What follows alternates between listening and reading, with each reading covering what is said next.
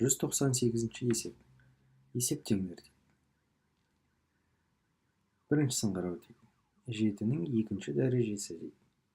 Басқаша айтқанда бұл 7-нің квадраты деген сөз. Ол не деген сөз? 7-ні 2 рет көбейтеміз деген сөз. 7-ні 7-ге көбейткенде біздер 49 аламыз. Екіншісі ол 8-нің квадраты деген. Ол 8-ді 2 рет көбейтеміз деген сөз. 64 болады. Үшіншісі 9-нің квадраты. 9-ды 2 рет көбейтеміз. 9 көбейтілген 9. Ол 81 болады.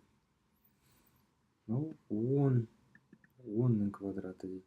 10-ды 2 рет көбейткен кезде 100 шығады. 10-ды 10-ға көбейткен кезде 100 шығады. 10-нің квадраты 100-ге тең дейміз.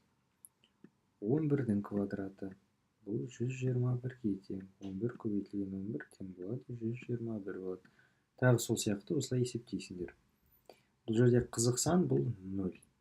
0-дің кубы. 0-ді неше рет көбейтеміз деген сөз? 0-ды 3 рет өзара көбейтеміз деген сөз. 0 көбейтілген 0 көбейтілген 0 бізде 0-ге тең. Сондықтан бұл 0-дің кубы 0-ге тең. Тағы сол сияқты мына есептерді есептей аласыңдар. 10-нің 5 дәрежесі деген не деген сөз? 10-ды 5 рет көбейтеміз деген сөз. Басқаша айтқанда 10 артында 5 нөлі бар деген. 1, 2, 3, 4, 5. 1, 2, 3, 4, 5. 5 нөлі бар деген сөз. 10-нің 5 дәрежесі дегеніміз 10 артында 5. Міне 10-нің 2 дәрежесі дегеніміз 10 артында 2 нөлі бар деген. Тап осылай куб, квадрат деген ұғымдарды ойланып қараңдар.